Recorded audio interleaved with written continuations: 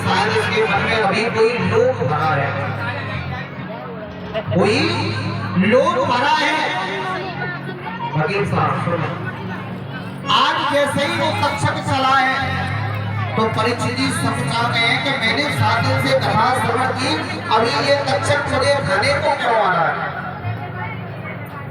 आज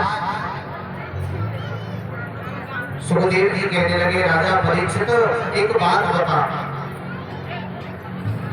एक आदमी है तेरे घर का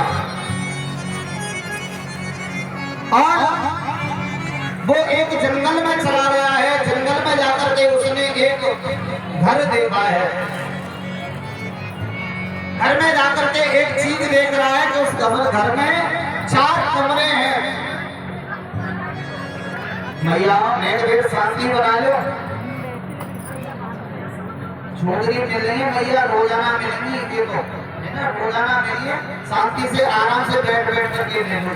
5 मिनट का प्रसंग है, यही परीक्षित लोग आप साथी से कथा श्रवण करने आए थे, यही अंतिम प्रश्न आपके लिए बहुत लाभकारी है। भूली वृंदावन हरि लाल की जय जय श्री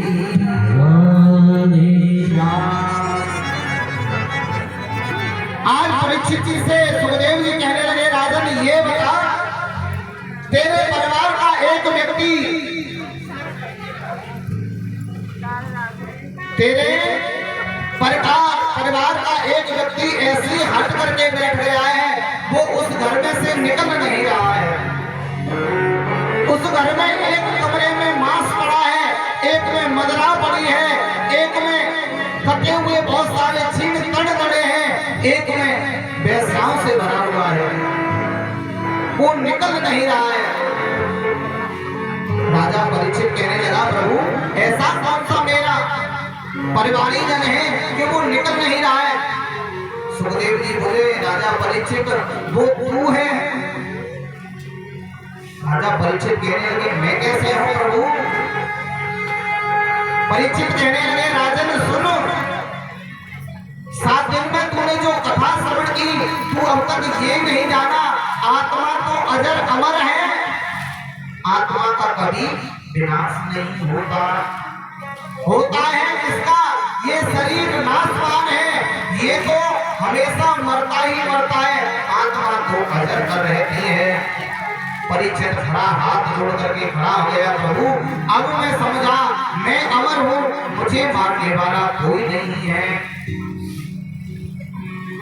आज सुखदेव जी राजा परीक्षित को उपदेश सुना करके आज विलीन हो गए हैं।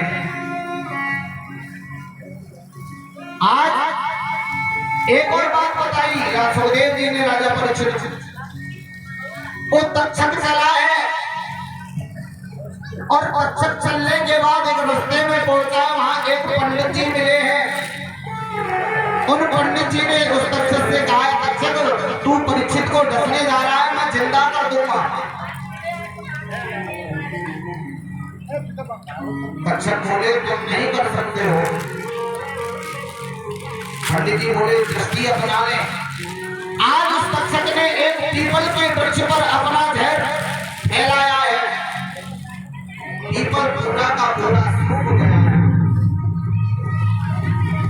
आज पंडित जी ने अपने जल पढ़ करके मंत्र मारे हैं, वो पीपल का वृक्ष जैसे पहले था ऐसा हो गया है।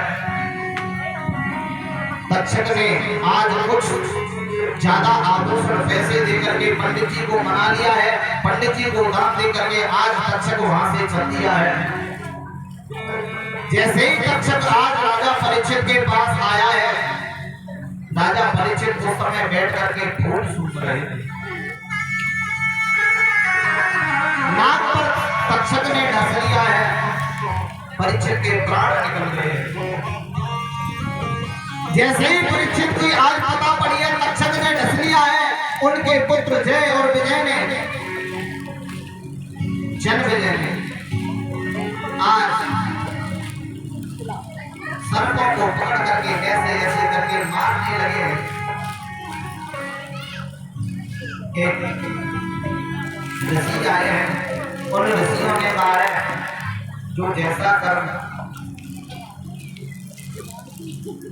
कर्म करता है वो वैसा फल भोगता है। सुन, इन जीवों की कोई कमी नहीं है। मेरे पिता ने संगी ऋषि का अपमान किया था, उसे तो फल भोगना था। आज जाकर के भगवान ने एक ही उपदेश दिया है, हर प्राणी हर मनुष्य को हमेशा दूसरे की सहायता करनी चाहिए। ये कुछ माताएं सोचती है बुढ़ापे में भजन करेंगी, बुढ़ापे में कभी भजन नहीं होता है भैया। भजन तो बालापन से ही होता है। जवानी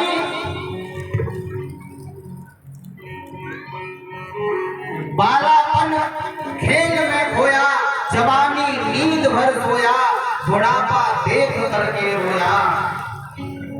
ये जवानी आप बच्चों को खेल कूद में निकाल देते हो, जवानी को मदमस्ती में निकाल देते हो।